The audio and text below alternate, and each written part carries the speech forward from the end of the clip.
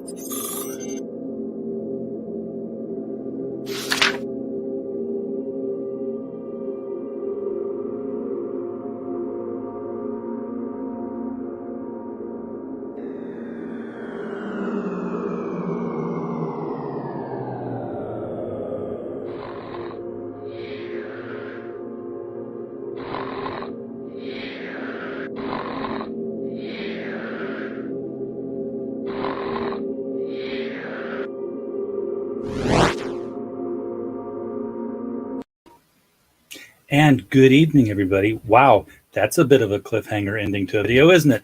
I am RJ Carter, Senior Managing Editor here at CriticalBlast.com, coming to you tonight courtesy of the NSC Roadshow Tour. It's a podcast tour where we get hooked up with different creators. Creators get hooked up with us, and we just kind of sit here and talk about their new projects. Tonight, we are going into the world of crowdfunded comics, as we do 95% of the time. We got that 5% of the time where we talk about UFOs, we talk about cryptids, we talk about some celebrity gossip. Last night, we were going into organized crime, and we talked about mafia bosses. It's crapshoot. You never know. You never know. Always bet on crowdfunded comics, but you might be surprised. So hit that subscribe button and come in and be delighted no matter what we talk about. Tonight, our guest is Mr. Sean Haynesworth, who has invented the killing machine. Sean, welcome to the show, sir. Thank you. It's really a pleasure to be here. Excited. So who or what, cutting right to the chase, is the killing machine? Yes. So this comic, I'm going to go a little bit afield, and I'll come back to the question. This comic started, the whole idea of this comic came about when I was watching too many samurai movies from the 50s and 60s. No such thing. No, yeah, that's how I feel too. And I got this idea of sort of a masterless samurai that was a robotic warrior, a robot warrior whose the commanders had all died off, and he was left just wandering the galaxy in search of purpose. And that was the origin of this story. The story's evolved a lot since then, but the killing machine is the title character. His name is Richter, and he is a what I'm calling an autonomous robotic commander. So he has been put in charge of a crew of 39 that have been sent on a mission to steal an object known as the Hand of God from an alien species. So artificial intelligence, and all that good stuff. And that's Richter. The name Richter actually comes. I like the painter Gerhard Richter used to paint photographs, and they were paintings, but they would look a lot like photographs. So there was a sense of whether they were real or whether there was some kind of painterly soul to them. And I like that idea of the mechanical reproduction with the touch of the artist. So that's where the name came from. All right. So he's sort of a robot Ronin. A robot Ronin, exactly. Yes. I'm glad you didn't go with a portmanteau of that and come up with like Robin or something, because DC's lawyers would probably be sending you a nasty letter. Sounds a lot like Robin. So yeah, I'd have to avoid that. Yeah, we wouldn't want to do that. So he was part of a samurai army of robots at some point then. Well, this was sort of the original idea. The story has developed a little bit since then. The story now relates to this object I'm calling the Hand of God. And the idea here is I'm really trying to mix some sort of thought-provoking science fiction with some action-packed fiction, science fiction. So the idea is, what if we discovered the source of life on Earth, an object responsible for the chemical components, the amino acids, the things that actually led to life on Earth. And one of the ideas for this came from a theory that some of the chemical building blocks of life may have landed on Earth via an asteroid or some extraterrestrial object. So what if we found this object? There's a huge debate that goes on. Is this, some kind of random occurrence? Is this a galactic spore, or is this more deterministic? Is this actually sign of the hand of God? Is this a divine power that seeded life on the Earth? Or maybe this thing was planted by aliens, right? We don't know. And that's what sort of kicks off the story. And so the story is really about, on one level, the nature of life in the universe. And that dovetails with the idea of Richter, this idea of what creates the spark of life. Is a robot that functions like a human, looks like a human, acts like a human. At what point does that become life? And so those are the ideas that are underpinning it. But then on top of it, it tries to be pretty action-packed and fun. There's not too much, going down the rabbit hole of philosophy. There's an underpinning to it, and then the story takes off. But the idea of the military, where the military gets involved and where Richter is plugged in, is that as they study this object, they realize that it's actually sort of pulsing in a complex pattern, which actually leads them to a portal that leads to another galaxy where there is another one of these objects. And so, there's a desire to possess this other object, to follow this trail, to figure out if these objects were planted. Go get the other hand. Yeah. Right. Where's the other hand? Is this going to lead us to a deeper understanding of what created the universe? But of course, the alien race that owns the other one of these doesn't want to give it up. And so Richter is commanding what I'm calling the Second Crusade. The First Crusade was their first encounter with these aliens. The Second Crusade, and crusade being, a warfare for a religious purpose to understand this origin of the universe. So Richter's leading the crusade against this alien. These aliens in a different galaxy to possess their hand of God and to try to see if we can unravel the mystery further. And it's morally complex because do we have a right to do this? Do we have a right to own this thing?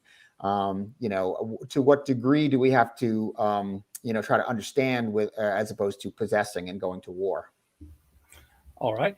We have some folks in the chat here who have been contributing so far. Herwenberg has the name for this theory. It's called panspermia. That. I have heard of that. And Mr. Nefarious is out there in the chat. Hail back to you, sir. Sorry if you can't pull the same shenanigans you tried to pull on our buddy Alejandro today during his interviews with people, but doggone it, we have nice talks here. They wanted him to ask hard-hitting questions of a controversial person. We don't play that game here. So with a robot as your main character, did you run into any challenges writing the character? Because in comics, and in fact, in all fiction, your leading character, you have a lot of internal monologuing. And I've never really considered whether an android or a robot or a mechanical being of whatever, because yes, there's a difference between android and robot, I know, but whether or not they actually have and maintain an internal monologue of their own thoughts. And while we're discussing that, let me bring the stream up here so people can actually see where we're at on this. Yeah, and thank you. We actually launched this morning at 9 a.m. and we were fully funded in less than 8 hours. So the community has just been great, and thank you and to everyone who's contributed because we did really well today. Actually, so Richter is a main character, but there are multiple characters, and you know, I really spent a lot of time developing the story. I wrote the story up first as a novel. I wrote it up as a screenplay. So I know very much where it's going, and I spent a lot of time developing the characters that Richter will bounce off of, because I do think it can be hard to have an android as the central character for all the reasons that you mentioned. You know, because we want to relate to our characters, and we want to see human conflict, and it can be sometimes hard to project that onto a robot. So the second in command, one of the other main characters, her name is Lieutenant Coney. She is sort of a recovering drug addict who, you know, through force of will, and her mother, who was a captain in the military, reinvented herself. She's the lieutenant of Richter's ship. And in many ways, she's sort of the moral center of the story. But she has a great relationship with Richter. And part of the inspiration for that, and I know I'm going a little far afield outside of science fiction, but I'm a huge fan of the Horatio Hornblower novels, which you know, are set during the Napoleonic Wars. And Gene Roddenberry was a huge fan of these novels. And there's a great relationship between Hornblower and his Lieutenant Bush. So in that regard, I have Coney as the more human character to Richter's robot, and the relationship between them is very interesting. There's also Dr. Gupta, who's the inventor of Richter, and there's a lot of scenes of sort of developing Richter's intelligence. They read metaphysical poetry together at one point, you know, and Gupta's the one who wrote the spark of life quote at the beginning. And then on the other side, there's an admiral who is, you know, much more of a warmonger, and who believes in the divine right of humanity to own this thing, and who is really the belligerent force. So, so there's a lot of characters coming from different angles, bouncing off of each other. And I really tried to give them their own arcs, really tried to build out the world of the novel, do a lot of writing a backstory. And like I said, I know where the story is going. It's going to be 7 issues for book 1. And I'm really hoping to hook people into the characters so that you want to come back and see what happens in issue 2 and issue 3. So yeah, a lot going on there beyond just Richter. Yeah. And I like the messaging you put right into the main image here with Richter in the Vitruvian Man position, because it's, you know, harkens back to that whole Da Vinci picture. How do we measure a human being? What makes a human being? Exactly. Yeah. Yeah. And that was the artist, Michel Fortin. That was his idea for the cover. And he's just been a joy to work with. It's been really great to see what he's come up with. Now, is he doing the internal pictures as well? Yes. Yep. Okay. So, yeah, so what you see on the outside is what you get on the inside. What you get on the outside, what you get on the inside. He's doing the sketching, the inking, coloring. And we have a great relationship. I've actually been putting together the behind the scenes booklet, which is one of the rewards on Kickstarter, and including a lot of sketches, his initial sketches, my notes, our thinking about it. Because, you know, for me, I come out of a film background, and I really care about how the story is told visually, that it's, you know, it's very clear what's happening, and as interesting as possible in terms of the way the story is evoked. So we go back and forth a lot from his initial sketches in terms of boiling them down. You know, in addition to the samurai influences, I'm a big spaghetti Western fan, Sergio Leone. So the opening scene of this is kind of inspired in some ways by the opening scene of Once Upon a Time in the West, which is, you know, a remarkable opening scene if anyone's ever seen it. Now, you know, we talked about the object that the people theorize spread life to Earth with all the stuff on it. In your book, it's not just like some random meteor ran down. When we see it, it's either something that was part of something alive already, because it's kind of got that whole fungal, floral look to it, or it's designed intentionally, which, you know, lends towards the intelligent design theory. It's not a rock with germs on it. Exactly. Yeah. No, we liked the idea of a galactic spore. And so we actually took an inspiration from microscopic images of spores. So it does have that living quality. And once again, there could be life in the universe that is more kind of random as opposed to created. To design it this way doesn't necessarily imply that it has to have been created by a divine force or an alien race. But I love the look of it. It is not a rock, and that I think leads to the intrigue of it. Yeah, there's a mathematic to it. So it's just like there are with plants. The Fibonacci sequence of the way that leaves will grow around certain plants. Yes, the conch shell, same thing. I love that. Exactly. Yeah. So and also I like the fact that you designed it on microscopic spores, yet this thing's giant, because it lends to the it borrows from that as above so below kind of aspect, where hey, look, little chains of atoms strung together to make till they look like something, and yet if you pull all the way back, you're like, oh, look, little chains of stars that string together, they look like something. It's like, how much further can you pull out to where that spore is microscopic and the rest of the universe is sort of some entity that we're too close to see. And I have no idea where that's going. That's 3 blunts into a high school weekend kind of discussion, I think. But it is amazing if you get the microscopic detail of these plants. They look like these kinds of structures that are almost crystalline. There's such an order to them.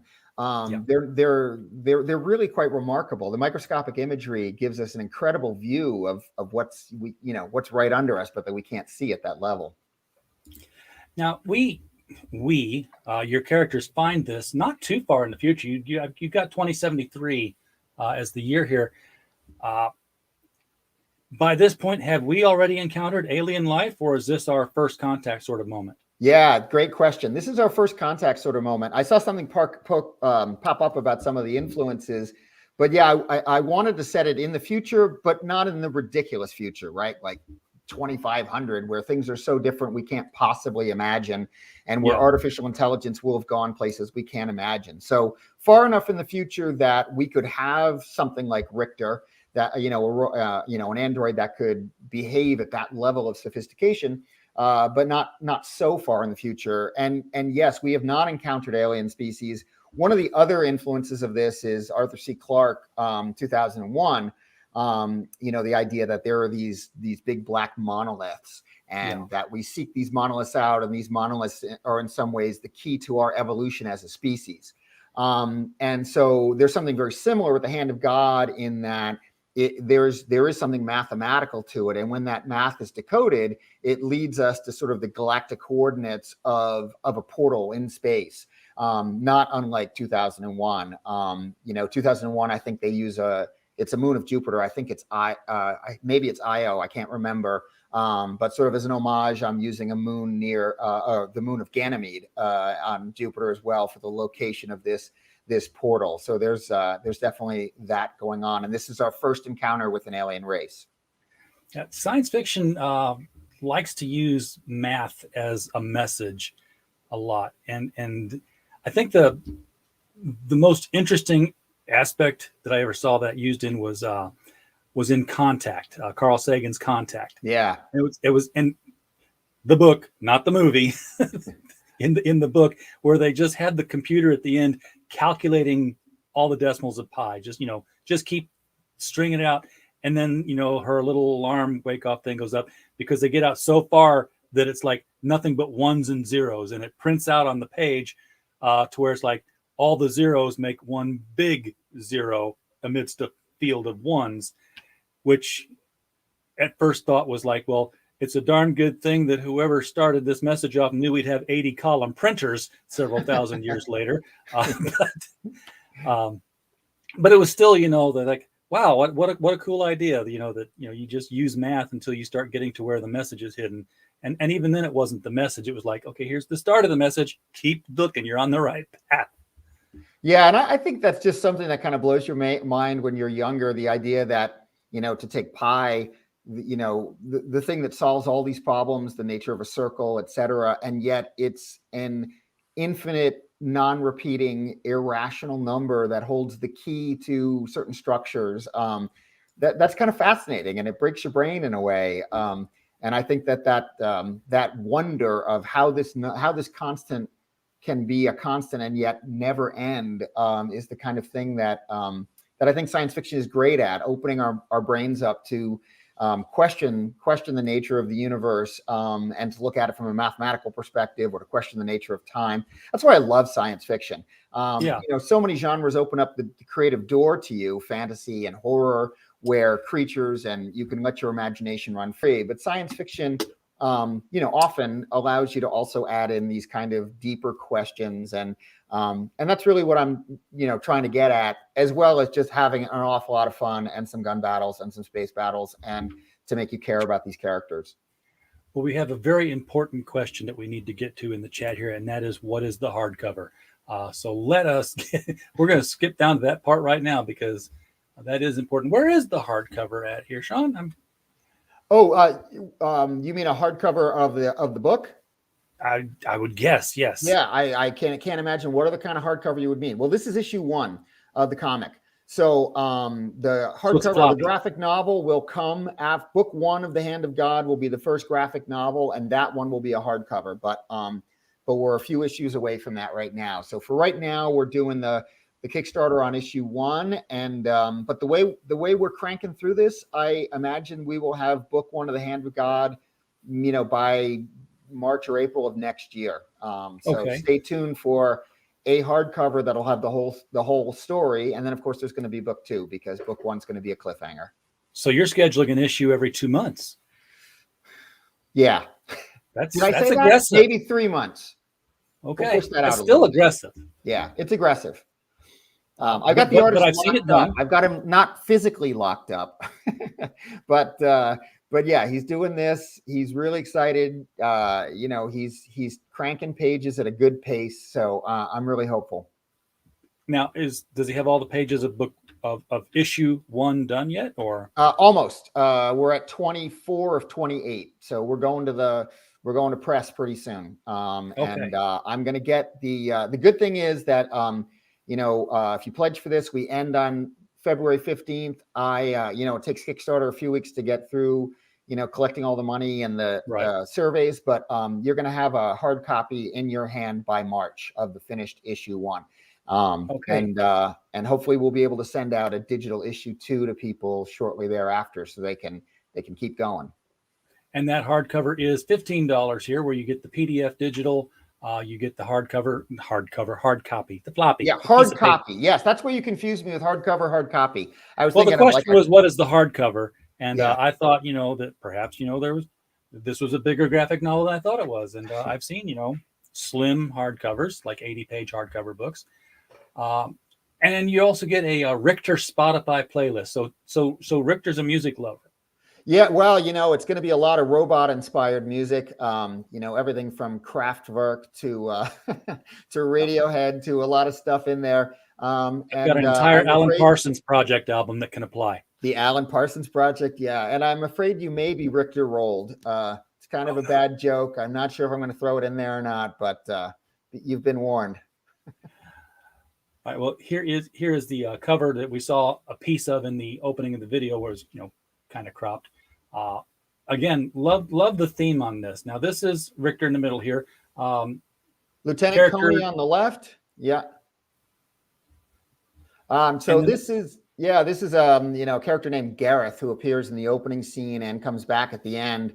We'll learn a lot more about him later on.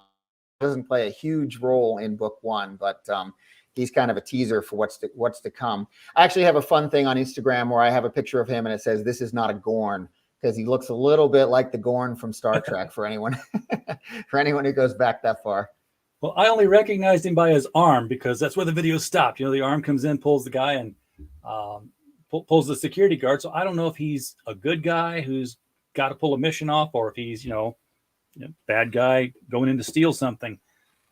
Could be both. We're going to leave that one open. Yeah. So when they find out what they got, and now we have space travel of any kind. We have space travel for sure, and we have cryogenic sleep, because the universe is just too big. We couldn't write a story. Well, you know, a year and a half later, the story continues. So yes, we have space travel and we have cryogenic sleep. And the good thing is that the portal is at, a moon of Jupiter, so not on the other side of the universe. Not pushing, really super fast travel, but definitely the ability to get around our own solar system and to cryogenically sleep some of the soldiers on the way. I like the science fiction novels that use cryogenic sleep for travel, because and I'm not putting your book down because I haven't read it, but it always assumes that NASA just said, "Yep, this works. Just keep using it." Because one of my favorite space travel books was, the crew was cryogenically put into suspended animation. They were sent off to, the next nearest star, which was going to take 200 years at light speed almost to get there. So they had to be sleeping.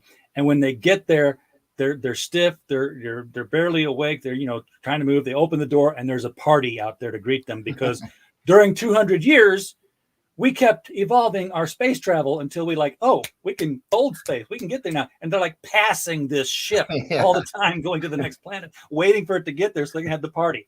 Well, what's interesting about writing sci-fi is that you can't invent everything. I suppose you could, but you have to play with the tropes and kind of the conventions that are out there to some degree, and then try to invent where you can invent. Because if you try to invent everything out of whole cloth, you probably need a novel for that, where you really are, just deeply explaining everything. So, in some ways it's like, okay, I'm going to grab the cryogenic sleep, and I'm going to grab, kind of some of the conventions of the space battle. And my area of where I'm going to invent in this story is the hand of God and sort of the development of Richter and artificial intelligence. But in a lot of other ways, you just kind of plug in what's out there in the genre, because, you need to tell a story.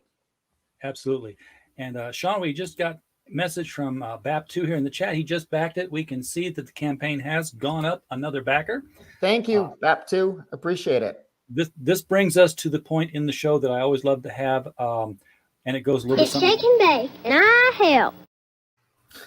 So we're always glad to see people in the chat helping out the campaigns and backing them. Makes me feel like I've done something tonight, instead of just sitting here and taking up people's valuable time when they can be pushing their campaigns. So yeah, we love having a shake and bake. I'm the only one who's old enough to remember that commercial, I think. But I'm not going to admit it. I used to say it at work all the time. It's like, so-and-so did this and he did that. And I'm like, shake and bake, and I helped. Because I don't know, that little girl just sat in the back of my head. First, I was only her age when I saw it, so it's not, I was impressionable. So here we got some of the interior art here. This is an interesting representation. Is she cloaked of some kind here? Or? Yes, exactly. So the idea is, if you think about it, how are two people going to take down this robotic samurai, right? This guy with ultra fast reflexes and all of that. So they have these what I'm calling sensor shields, because Richter's got a little probe. So when he lands, he tosses this probe out. And the probe, flies around, kind of like a drone, flies around the space of the landing bay, looking for any threats. And so they have these sensor shields, which block the drone from perceiving them as anything other than, kind of an inconsistent material, is the way I put it in the script. But so they're on either side of him. He doesn't know they're there. And there's actually a little bit of a fun thing in that scene that I took from Once Upon a Time in the West, which tips Richter off to the danger and leads to the gunfighting. All right. Now, we're meeting Lieutenant Coney here, and she's got a bit of a problem. She definitely had a problem. Yes. And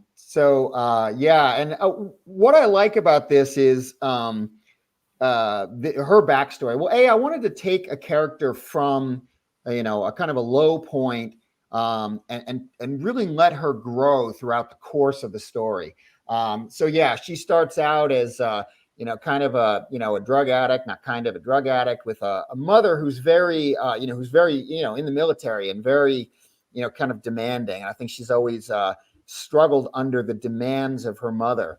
But she has a kind of a near fatal accident. That's where she gets that scar on her face. We learn about that, and falls into a dark place. But it's actually the strength of her mother pushing her and driving her that she finally begins to turn herself around, find her own inner strength and reinvent herself in the military, where she becomes this commander, this, sort of, like her mother, a strong figure.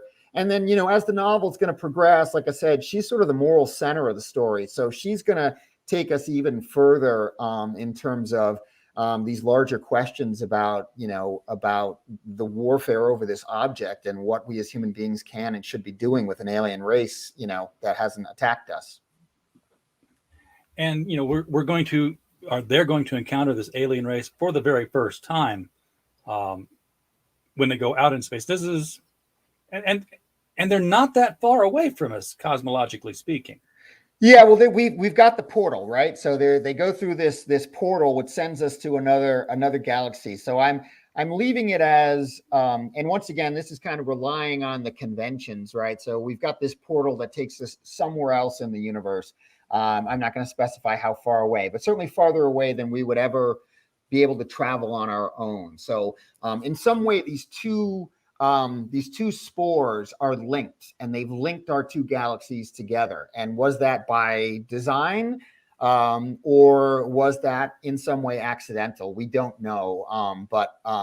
And actually, so the story sort of picks up in the middle. This is called the Second Crusade, because before the first issue launches, or before the story starts in the first issue, we've already encountered the alien race, the Tal, discovered that they had another hand of God, and were beaten back by them. So this issue starts off with us sending back a superior force with Richter at the head to go back and to try to overpower them.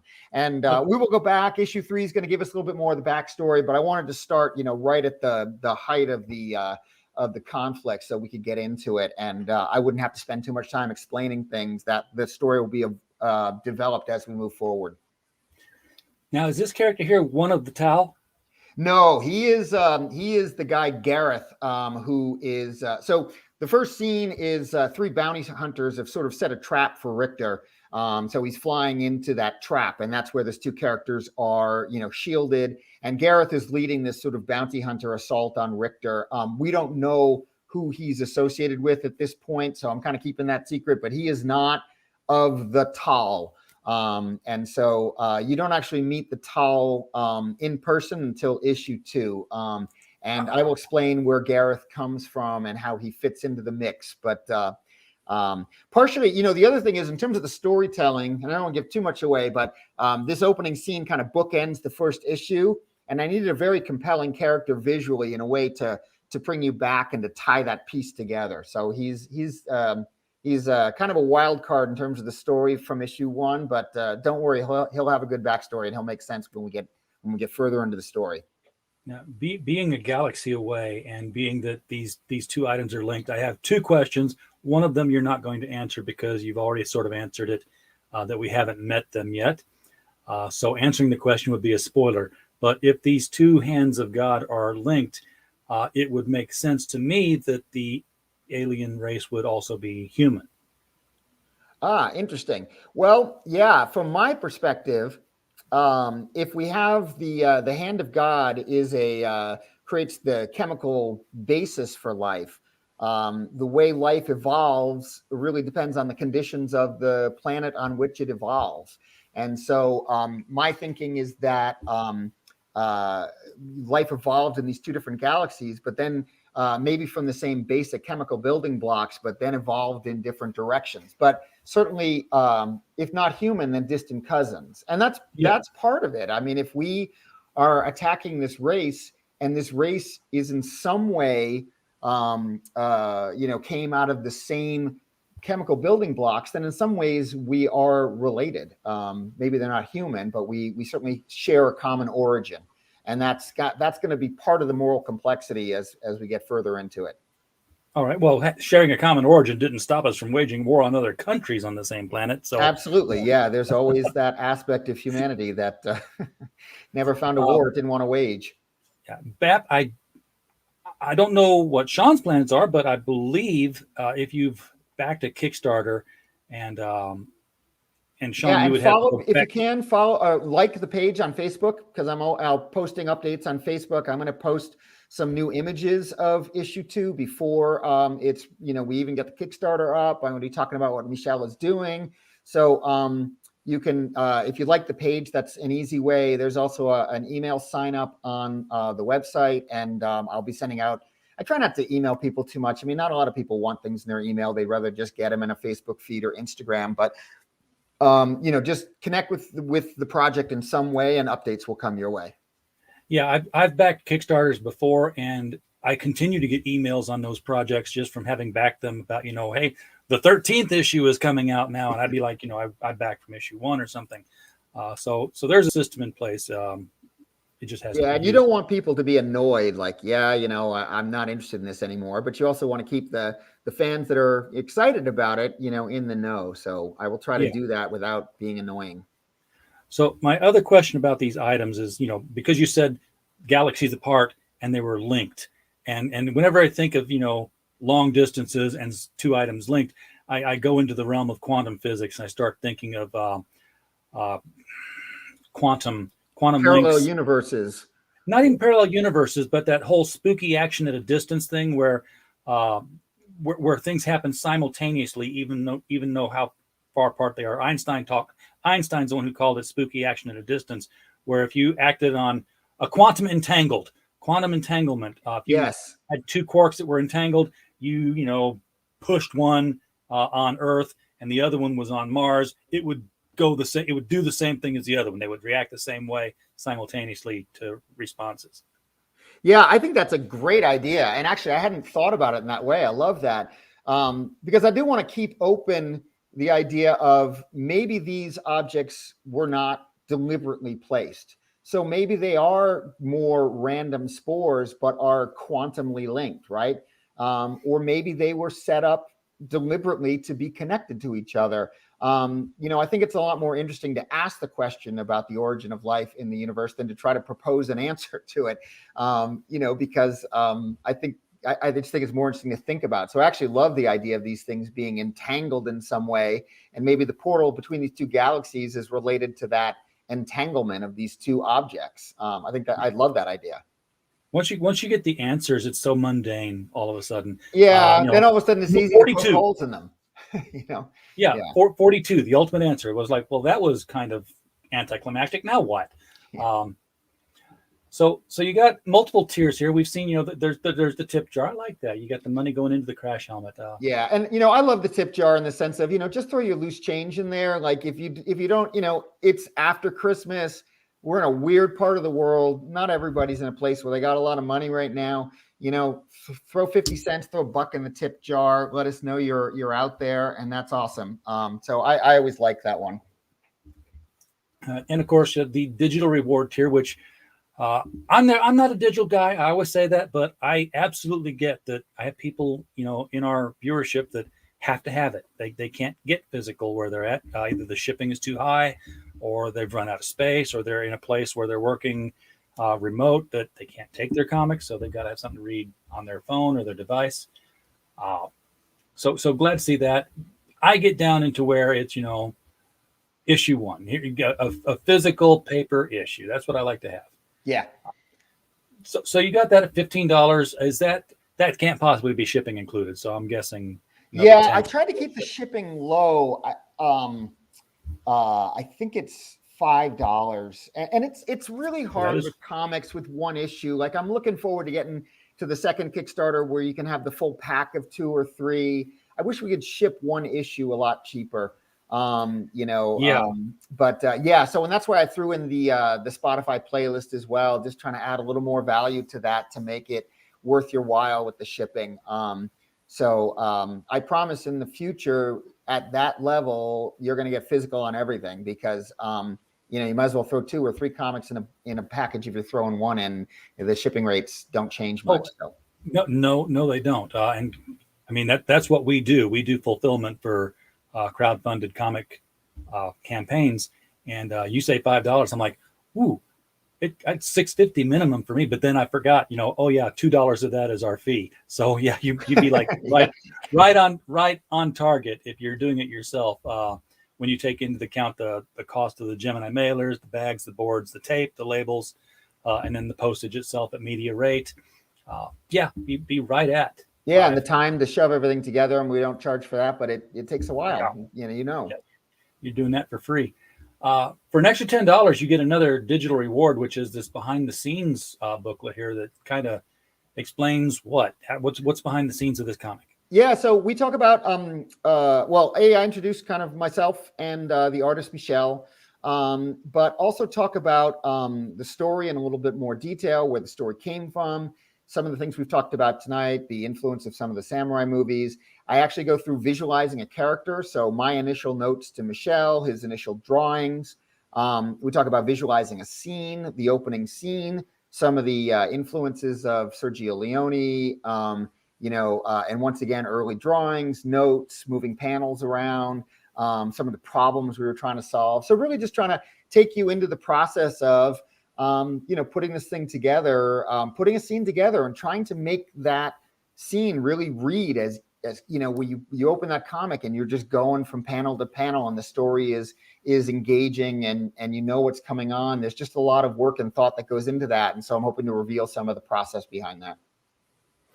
All right. And then for another 10 on that, now how does that differ from the script? Because that's what you get for the next update. Yeah, so the behind the scenes booklet is going to be printed as a comic book. It's 8 pages plus the cover, so 12. It's going to be 12 pages. It's going to be printed as a comic.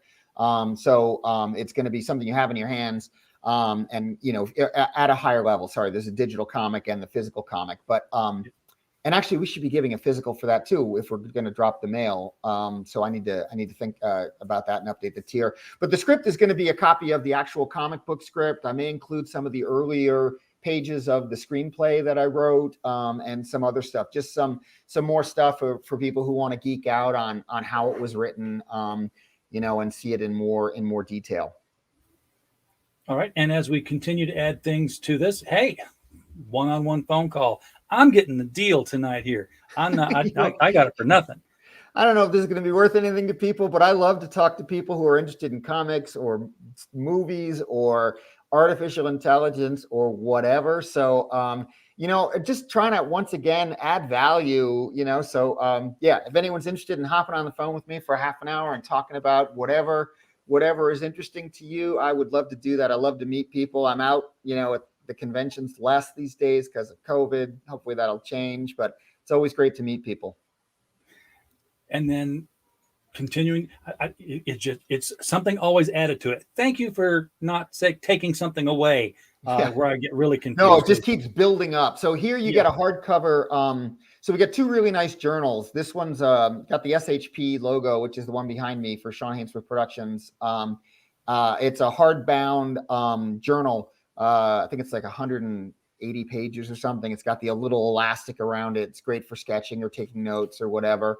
And actually, that's early bird special. Those are free right now. So if you get in at the $25 level or above for the next 7 days, you're going to get a free SHP hardcover journal shipped out to you as well. That's right here. This early bird special. So get in early. There's only 7 days left on that one, and you'll get the free journal with your comic. And then so here you're getting we got the sticker set and the soft cover journal. And the soft cover journal is really nice. And it's got the cover, and on the back, and it's got 200 pages. It's a really nice soft journal with lined paper. They're really quite nice. I think they cost me like $15 each or something like that. So they're great. And then on top of that, you get the physical behind the scenes and the sticker set. All right. And the phone call stays with each of these. And folks, the phone call and the Spotify and the script. Don't take anything away. You're going to be on the phone a lot. I was wondering about that. Tell you how many months it's going to take me to get through the phone calls. Well, on one hand, I'm like, nobody's going to want to talk to you. And on the other hand, I'm going to be talking to people every night. So who knows?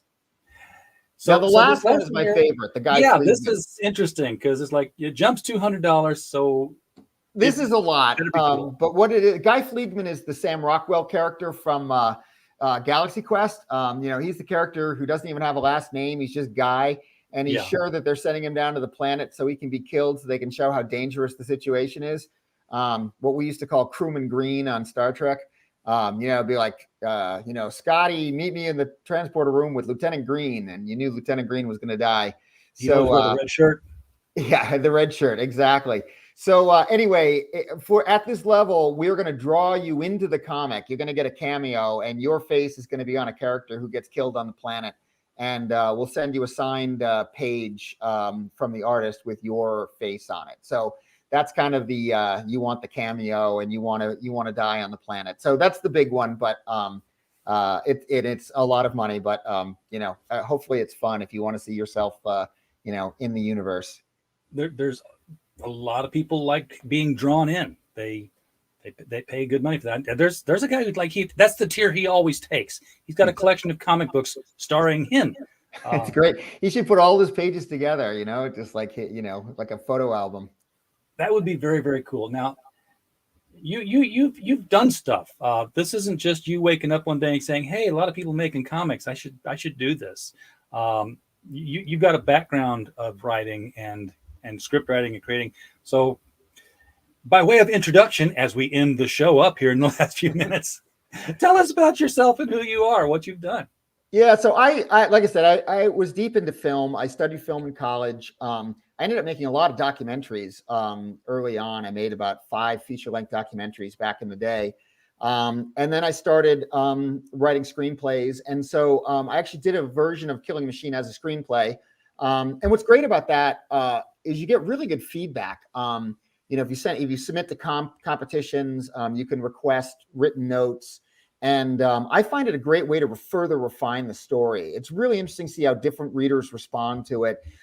So yeah, it picked up a few accolades, semifinalists here, quarterfinalists there, which is great. And I can stick it on the Kickstarter. But, once again, it's just a way to further define the story, for me, and to really make sure that the story is thought out start to finish. The last thing I want to do is start a comic book issue 1 and not know where I'm going, and then struggle with the story when I get in the middle. And so anyway, I've done some screenwriting and used to make documentaries and love movies, basically. Now, I always thought that screenplays and comic scripts were pretty much the same thing, but they're not, because your screenplay is like, you're counting minutes and seconds. And when you get to the comic, you have to remember that the page turn is controlling the audience's timing of everything. So did you have to go through your screenplay version of this and condense and cut out to get all the beats at the right moment? Yes, definitely, to convert the dialogue, because you don't want it to be, you don't want to shove too many words in the page. And that's a great exercise, is to boil it down to what really needs to be said.